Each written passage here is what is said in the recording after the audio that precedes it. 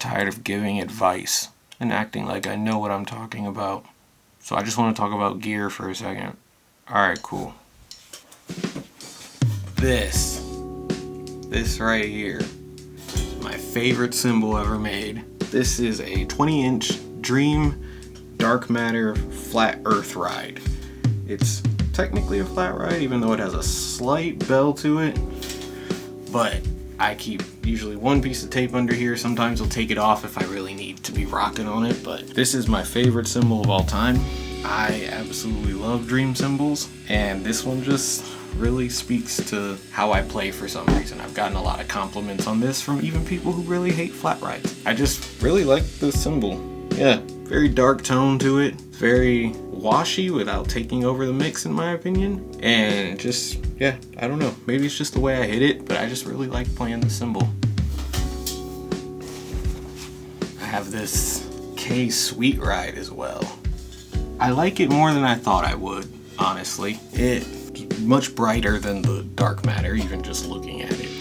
It's like a darker version of what a ride is supposed to sound like. To me, the A Sweet version, that sounds like how a ride is supposed to sound like. And this sounds like it's darker, more emo cousin. This one, I like this one. It's fun. I bring it to gigs where I need to be a little louder. And this one's new. I got Bizen's 21-inch polyphonic ride. This one I'm still trying to figure out exactly where it fits sonically with what I do. It's definitely brighter. I've never really had like even something remotely brilliant in my whole setup I have down there. But yeah, this one's the new one. This is the one that made me want to talk about cymbals and stuff. I really like the bell on this one. That bell is beautiful. It's not too loud. I don't know, there's something nice about the raw bell. And it's a huge bell. It feels like it's half the cymbal when you're trying to hit it. It's really hard to miss. Sticking with the Meinl Bizen stuff. Meinl, what is it? 20-inch vintage crash. Yeah, I got this at Memphis Drum Shop for my 30th birthday. They had this in one of their bins for 50 bucks. I saw it in the shelf and I did this to see how bendable it was, to see how thin it was. And I said I'm buying it, and I hadn't even heard it. And honestly, I'm very glad that I bought it, because this has become my go-to right-hand crash. It's surprisingly trashy, even though it's so big. It almost has like a accent kind of quality to it, like a China, but not as abrasive, because I don't really play that style. So this has been my go-to crash for a lot of stuff now recently, and yeah, I guess it had a crack in it at some point, but it's got this nice little like painter's thing going on here. Kind of fun, but yeah, this crash is great. Sticking with crashes, K 19-inch sweet crash. You'll notice that I like odd numbers for cymbals. I have no reason for that. I just kind of lucked into it, and I've stuck with it ever since. This one, similar to the ride version, it's just like a darker version of what I feel like a crash is supposed to sound like. It's not too thin, but it's also not too thick. It just hits really well, feels really well to play.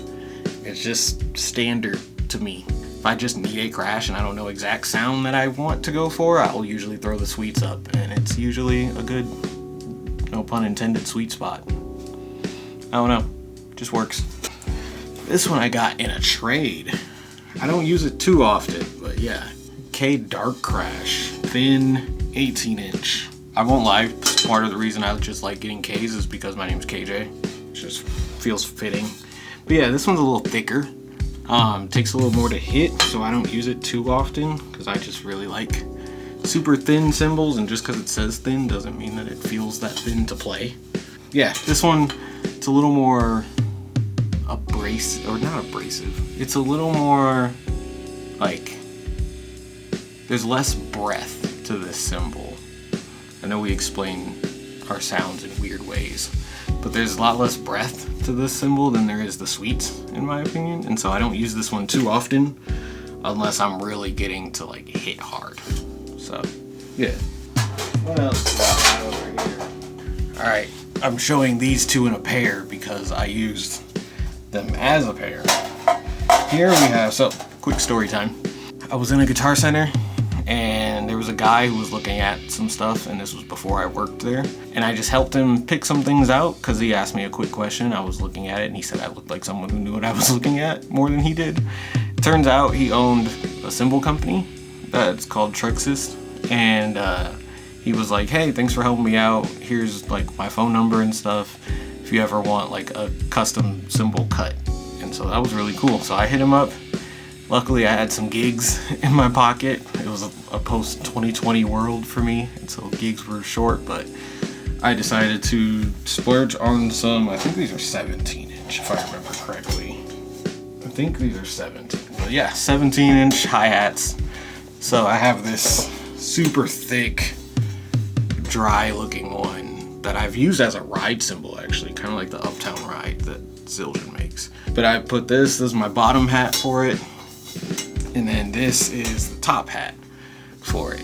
And I'll use these occasionally if I really want like that big indie rock sound. So I use these two as hi-hats. Yeah, I really like big hi-hats. I just don't have a lot of super big cymbals to do it with. So if I ever want to play something big, I just put these two bad boys together, and that's my 16 inch, 17 inch hi-hats. I don't remember the exact size of these. They might be 17. Maybe 17. I don't know. So looking at a 17, I can confirm that they are 17s. This 17 inch is one of the first cymbals I ever bought that wasn't a B8.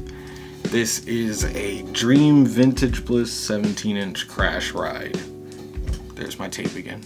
I actually used some like nail polish remover to take the label off and stuff, so it kind of looks like an old vintagey looking thing you would get out of like a bin at some Goodwill somewhere. I just like that look for cymbals. There's my typical tape that I seem to put on every cymbal. Yeah, this thing just sounds like air to me. Dream cymbals, to me, you can crash on them with your finger, and I like that because it encourages me not to hit super hard. I don't have to hit very hard to make these things open up. They literally open up by just tapping them, really. It's kind of cool. So, yeah.